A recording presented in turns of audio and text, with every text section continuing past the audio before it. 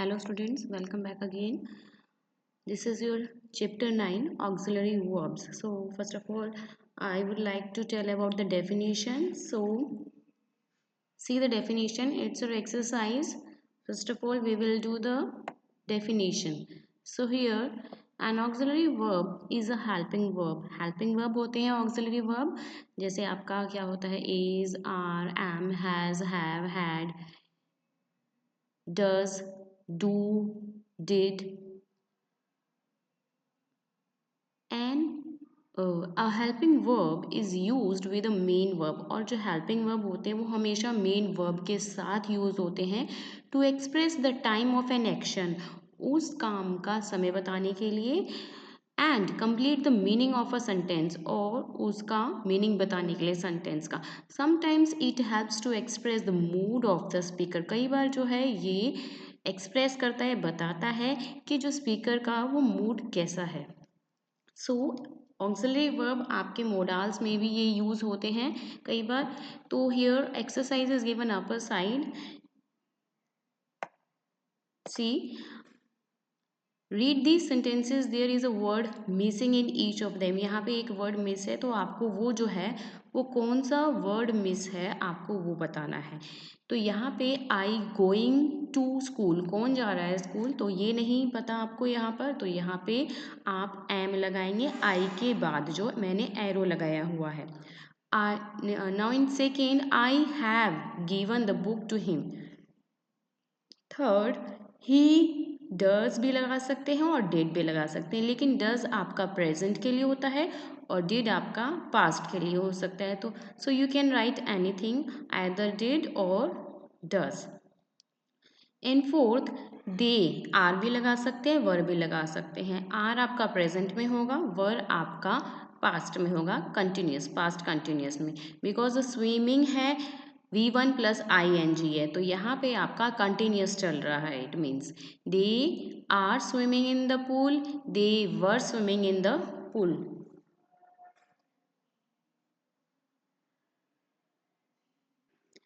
Now see the next here given types of auxiliary verbs. तो auxiliary verbs के दो types होते हैं, primary auxiliary और modal auxiliary. तो primary auxiliary में क्या क्या आते हैं, जैसे आपका be, do और have आता है आपका. So example is given, he is watching a film. Has your work been completed? ये आपका interrogative है. Do you not like listening to music? ये भी आपका interrogative है. They function as auxiliary verb only when used as helping verb in a sentence. Be, do, have are verbs and can be used as both main or auxiliary verb.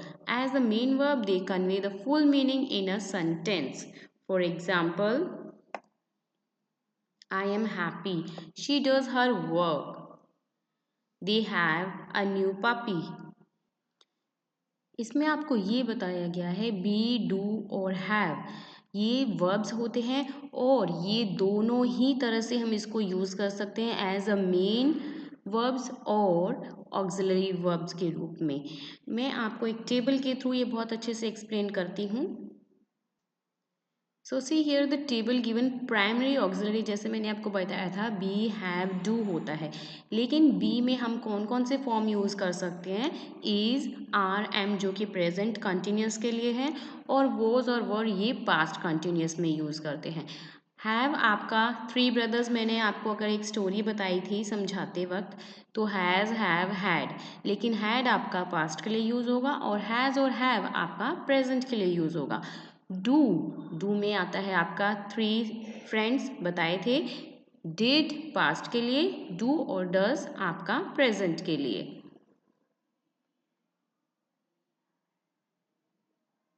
Now see here all examples are given और मैं आपको ये examples column में बता चुकी हूँ. Has, have, had के बारे में कौन सा पास्ट और प्रेजेंट में यूज़ होता है. यहाँ पर एक बात और नोट करने वाली है, primary auxiliaries change form according to the person and number of the subject and also the time of the action.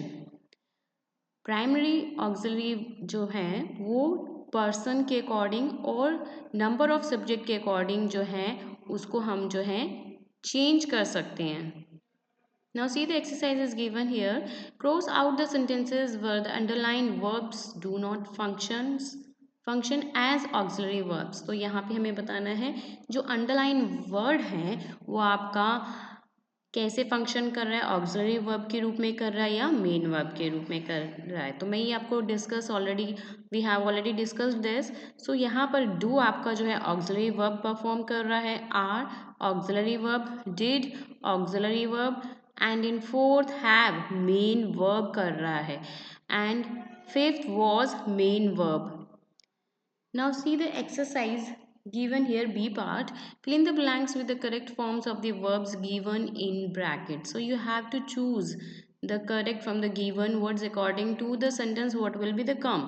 So मैंने आपको जैसे बताया था do आपका लगता है present indefinite tense में. So यहाँ पर do आएगा to form a line quickly.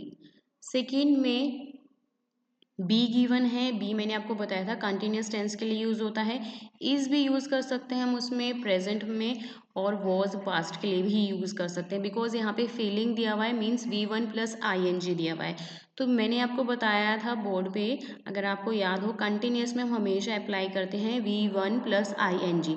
तो आप यहाँ पे देख रहे हैं फीलिंग दिया हुआ है, it means V1 plus ING जो कि सिर्फ कंटिन्यूस में यूज होता है, तो डेफिनेटली इज या वॉज में से एक आ सकता है यहाँ पे। थर्ड में डू आएगा, फोर्थ में आर, बिकॉज गोइंग देखिए अगेन V1 ING आया हुआ है, तो आप उसके अकॉर्डिंग जो है आर लगाएंगे, क्योंकि watch a film on Friday, हम जा रहे हैं फ्राइडे को फिल्म देखने, ओके, तो are will come here. Now in fifth do आएगा, सिक्स्थ में हैज़, सेवेंथ में डिड आएगा according to the sentence because here we are talking about the past, did past के लिए यूज होता है। एट्थ में हैज़, नाइन्थ में हैव आएगा बिकॉज कंप्लीटेड है, विजिटेड है, वी थर्ड फॉर्म अप्लाई हो रही है, आप ये ज़रूर देखिएगा वर्ब की कौन सी फॉर्म हम यहाँ पे अप्लाई कर रहे हैं, तो उसके अकॉर्डिंग ही टेंस की फॉर्म लगती है। तो विजिटेड वी थर्ड फॉर्म है, कंप्लीटेड वी थर्ड फॉर्म है, तो वी थर्ड मैंने आपको स्टोरी के थ्रू भी बताया था, वी थर्ड सिर्फ है जो थ्री ब्रदर्स के साथ ही लगती है, हैज़ हैव हैड के साथ ही। यहाँ पे टेंथ में डिड आएगा, डू का डिड आएगा बिकॉज हम व्हेन शी सो हिम, जब उसने देखा था, तो पास्ट की बात कर रहे हैं तो डिड आएगा। 11th में डज आएगा और आगे हैव आएगा बिकॉज डज आपका प्रेजेंट इंडेफिनिट में, और हैव विजिटेड आवर प्लानिट, यहाँ पे विजिटेड है, वी थर्ड फॉर्म है, तो इसीलिए यहाँ पर हैव आएगा। 12th में आपका हैज़ आएगा, जैसे कि मैं आपको बता चुकी हूँ, हैज़, ही, शी, इट, और IVUD के साथ हैव यूज़ होता है, ही, शी, इट के साथ हैज़ यूज़ होता है। प्लीज़ रिमेंबर दिस पॉइंट, आपको कुछ पॉइंट्स हैं जो अपने माइंड में रखने पड़ेंगे टेंस को करते हुए। Now see the C part is given, underline the incorrect primary auxiliary in each line, then write the correct auxiliary in the blank. तो यहाँ पे आपको प्राइमरी ऑक्सिलरी जो है इनकरेक्ट जो है उसको करेक्ट करना है, यहाँ पे इनकरेक्ट दिया हुआ है, आपको करेक्ट करना है। तो my sister was living for America now, हम अभी की बात कर रहे हैं, पास्ट की बात नहीं कर रहे हैं, सो वॉज पास्ट में यूज होता है, तो देखिए ये वॉज जो है रॉन्ग है, यहाँ पे वॉज की जगह इज आएगा। ऐसे ही सेकंड में she do not like travelling but she, तो यहाँ पे हम क्या बात कर रहे हैं, शी के साथ हमेशा डज आता है, शी डू नहीं आएगा आपका। थर्ड में डू लाइक नहीं, डज लाइक आएगा आपका। फोर्थ में हैड डिसाइडेड, ये ठीक है डिसाइडेड भी थर्ड फॉर्म है, लेकिन हम यहाँ पे प्रेजेंट की बात कर रहे हैं या पास्ट की, इससे पहले हमें ज़रूर देखना है सेंटेंस को पढ़ के। So she had decided to stay with local family, उसने किया था नहीं, उसने किया है, has will come here. The family was waiting keenly for her, so यहाँ पे वर आएगा, फैमिली की बात कर रहे हैं, वॉज नहीं आएगा, वॉज आपका सिंगुलर है, सिंगुलर सब्जेक्ट के साथ सिंगुलर वर्ब आता है, और प्लूरल सब्जेक्ट के साथ प्लूरल आता है, तो सिंगुलर यहाँ पे वॉज नहीं आएगा, जैसे IVUD के साथ आपका जो है यहाँ पे वर आएगा और वॉज ही शी इट के साथ वॉज आएगा आपका। तो यहाँ पे सिक्स्थ में देखिए हैज़ की जगह हैव आएगा, क्योंकि यू के साथ हमेशा हैव आता है, ना कि has. Now next is model auxiliaries क्या होते हैं, तो वो बता देती हूँ मैं आपको।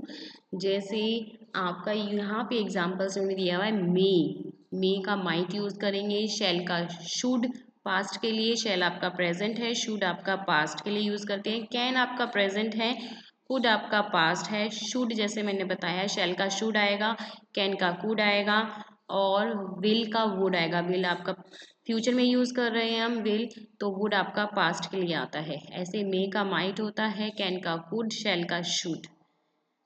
So, in these above sentences, all the words in color are helping verbs and help to express different moods or attitudes of the sentences. तो यहाँ पर जितने भी आपको रेड में नज़र आ रहे हैं ये सभी आपके मॉडल ऑक्सिलरीज हैं। Now see the definition. Modal auxiliaries are verbs that are used with main verbs, जो main verb के साथ यूज होते हैं और हमेशा एक्सप्रेस करते हैं different moods, meanings and attitudes like permission, possibilities, certainty and necessity। किसी काम का संभव होना या उसकी परमिशन लेना या उसकी बहुत ज़रूरी की बहुत नेसेसिटी है उस चीज़ की, तो वो सब एक्सप्रेस करता है आपका मॉडल ऑक्सिलरीज वर्ब्स। चलिए now see here they are the also referred to as modals, और modals verbs can could may might बता चुकी हूँ आपको। ये सभी ought to will would shall का should must and need are some modal auxiliaries, ये सभी आपके जो हैं मॉडल ऑक्सिलरीज हैं जो हम अपने सेंटेंस में यूज़ करते हैं। नाउ मे आपका यूज़ होता है to express permission and a strong possibility, किसी चीज़ की स्ट्रॉन्ग पॉसिबिलिटी होना या किसी चीज़ के लिए हमें परमिशन लेना। और might suggest a weak possibility, अगर किसी चीज़ की हमें वीक पॉसिबिलिटीज़ दिखाई दे रही है तो उसके लिए हम माइट यूज़ करते हैं। लेकिन किसी चीज़ के लिए अगर हमें स्ट्रॉन्ग पॉसिबिलिटी दिखाई दे रही है तो उसके लिए हम मे यूज़ करते हैं। Now see the example is given, you may to the party and you may go to the party, these all belongs to the strong possibilities. Now next is can कहाँ पे यूज़ करते हैं हम, can use करते हैं हम किसी काम का हो सकना, मतलब कि is use to express ability in the present and to ask for permission, किसी चीज़ से हम परमिशन लेते हैं या अपनी एबिलिटी को उस काम को करने के लिए कि हाँ हम ये काम कर सकते हैं, yes I can do this work, तो उसके लिए हम जो है कैन यूज़ करते हैं। जैसे he can draw, they can draw.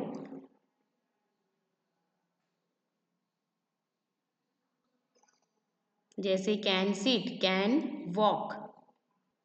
So let me more clear about the table. See its downside given. Functions कैसे functions करते हैं आपके, can, could, may, might, किसी चीज़ की परमिशन के लिए हमें may, can और could यूज़ करना पड़ता है और give परमिशन के लिए हमें may, can यूज़ करना पड़ सकता है। Examples all are given here. May I enter the room, here it's a formal and here you ask a permissions and जब आपको give permission देना पड़ता है, yes you can use my crayon to color your sheet. Here to express possibilities you can use may, might, can, could. See here with the examples all are given. See the next page column here, to express ability, किसी काम को करने की क्षमता, can और could use करते हैं, लेकिन कैन आपका जो है प्रेजेंट में यूज़ होता है हमेशा मॉडल्स के साथ, हमेशा please remember this point, models के साथ इट्स वेरी इंपॉर्टेंट, हमेशा V1 अप्लाई होता है, नेवर V2 V3 कभी भी आपका अप्लाई नहीं हो सकता। मॉडल्स के साथ हमेशा आप जितने भी एग्जाम्पल्स गिवन है इस कॉलम में आप ये देखिए इनके साथ हमेशा V1 अप्लाई हुआ है। कैन के साथ ड्राइव, कुड, सिंग V1 है, कैन आई गो आपका V1 है और कुड यू डिलीवर आपका V1 है, would you lower the volume आपका लोअर ये V1 है, will get V1, will regret V1, must compensate आपका V1, will go V1, should leave V1। जहाँ पे भी आप देखिए आपके मॉडल्स यूज़ होंगे तो वहाँ पे आपका V1 अप्लाई होगा। लेकिन अगर आप एबिलिटी की बात करेंगे तो कैन कुड आ सकता है, रिक्वेस्ट की बात करेंगे तो कैन कुड विल वुड आएगा, और कमांड प्रॉमिस और थ्रेट धमकी की बात करेंगे तो शैल विल मस्ट आएगा। और विलिंगनेस इच्छा जब आपकी प्रकट होती है फॉर द फ्यूचर तो आपका विल आएगा। और सजेशन किसी चीज़ को आप सुझाव देना चाहते हैं या एडवाइस देना चाहते हैं तो आपका शुड और आउट टू आएगा। Ought to is stronger than should, किसी चीज़ की स्ट्रोंगर आपको पॉसिबिलिटी मतलब कि सजेशन आपको देना है तो उसके लिए आपको आउट टू यूज़ करना है शुड के बजाय। Implies a more duty and what is right, किसी चीज़ की आपको अगर इच्छा जाहिर करनी है, विश है, टू एक्सप्रेस अ विश तो मे यूज़ कर सकते हैं। Let's see the example exercise is given, fill in the blanks with the correct modals auxiliaries, तो आपको जो है करेक्ट यूज़ करने हैं। कैन मैंने आपको बताया था किसी काम का हो सकना। Can you play the piano, हम उससे जो है इंटेरोगेटिव में बात कर रहे हैं तो मे शायद के लिए यूज़ होता है, लेकिन कैन किसी की एबिलिटी के लिए यूज़ होता है तो यहाँ पे आपका कैन आएगा। किसी चीज़ की आपको वीक पॉसिबिलिटी नज़र आ रही है उसके लिए आप जो है माइट यूज़ करेंगे, लेकिन परमिशन और स्ट्रॉन्ग पॉसिबिलिटीज़ के लिए आप जो है मे यूज़ करेंगे। सेकंड में आपको मे और माइट में से चूज़ करना है तो यहाँ पे अकॉर्डिंग टू द सेंटेंस मे आएगा। थर्ड में आपका शुड आएगा। शैल मैंने बताया विल और शैल फ्यूचर में यूज़ होता है, लेकिन शुड जो है पास्ट के लिए यूज़ होता है। So I think you should clean your room, करना चाहिए आपको अपना जो रूम क्लीन करना चाहिए। फोर्थ में I think I will go to church this Sunday, तो विल और वुड की में से आपका विल आएगा क्योंकि संडे की बात कर रहे हैं, आने वाले फ्यूचर की बात कर रहे हैं तो विल आएगा यहाँ पर।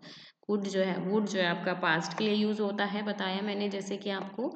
ईयर्स फिफ्थ में कुड आएगा और सिक्स्थ में according to the sentence might आएगा। यहाँ पे वुड आएगा आपका सेवन्थ में और माइट आपका एट्थ में आएगा। जैसे कि मैं बता चुकी हूँ, again I am repeating the same, में आपका यूज होता है एक्सप्रेस परमिशन और स्ट्रॉन्ग पॉसिबिलिटीज़ के लिए, लेकिन जहाँ आपको वीक पॉसिबिलिटी नज़र आ रही है वहाँ आप जो है माइट यूज़ करेंगे। और शैल होता है आपका to for making an offer, suggestion और प्रॉमिस, किसी चीज़ को आप प्रॉमिस कर रहे हैं, किसी चीज़ को आप सजेशन कर रहे हैं या ऑफर कर रहे हैं किसी चीज़ के लिए और फ्यूचर की बात कर रहे हैं तो शैल आएगा यहाँ पे। लेकिन शुड जो है आपका हमेशा जो है ऑब्लिगेशन के लिए एंड टू गिव एडवाइस, किसी को एडवाइस देने के लिए शुड आपका यूज़ होता है। और विल आपका एक्सप्रेस होता है डिटर्मिनेशन के लिए एंड विलिंगनेस के लिए, लेकिन वुड जो है आपका यूज़ होता है polite request and ask questions के लिए। Now see the next answer is here ninth, तो यहाँ पे shall and in 10th may will come here.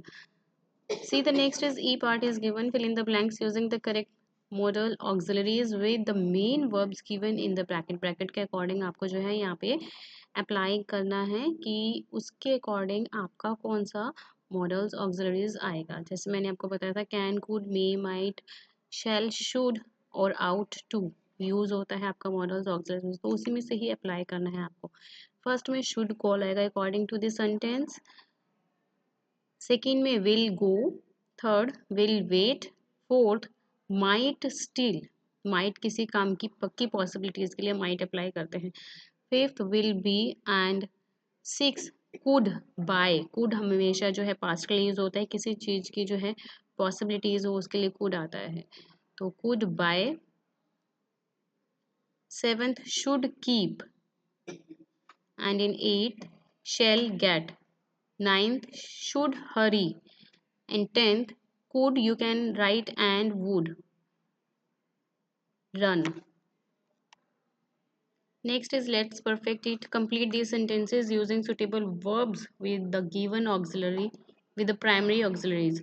So you can write anything but you have to use primary auxiliaries. जैसे मैंने आपको बताया था बी था उसमें आपका is are am was were जो कि कंटिन्यूस को मेंशन कर रहा था, और आपका हैज़ हैव हैड और डू डज डिड अप्लाई कर सकते हैं उसके लिए, और आपको जो है उससे मीनिंगफुल सेंटेंस यहाँ पे आपको लिखना है। You can write anything from your mind, कुछ भी आप कंप्लीट यहाँ पे सेंटेंस कर सकते हैं। Now come to the B, part is given here. B exercise, fill in the blanks with the correct words. Correct word apply करना है आपको. Given already in a bracket here. So may will come और would. So may जैसे मैंने आपको शायद के लिए होता है, would आपका past होता है will का. तो but it would cost a fortune. So यहाँ पे would आएगा यहाँ पे. Second में may और would में से आपका may आएगा. कैन आपका थर्ड में, मे आपका फोर्थ और फिफ्थ में आपका कुड आएगा. We have already discussed about then we when we are requesting for something we can apply for the can on. For the ability we can use can, and for the possibilities might, for the permission may will come, and for the intention shall, and for the determination will we can apply, and for the necessity we will apply for the must. So as per according to the sentence, in sixth will, in seventh might, and in eighth out to, and in ninth may, 10th may, 11th would, 12th might, and 13th should, in 14 can, and in 15 can. मैंने आपको बताया था can किसी चीज़ की possibilities के लिए use करते हैं. यहाँ पे चलिए match the following. C part is given here. Form a sentence of your own using each modal. So can will किस चीज़ के लिए आप अप्लाई करते हैं, कैन किस चीज़ के लिए, मे, आउट, टू और कुड. सो विल आपका अप्लाई होता है to express about the futures, and can we will apply to express are permissions, and may we will apply to express our request, and out to used to give suggestions, and could used to express a wish. So hope you understood all the exercise what we have done in this videos. Thank you for watching this.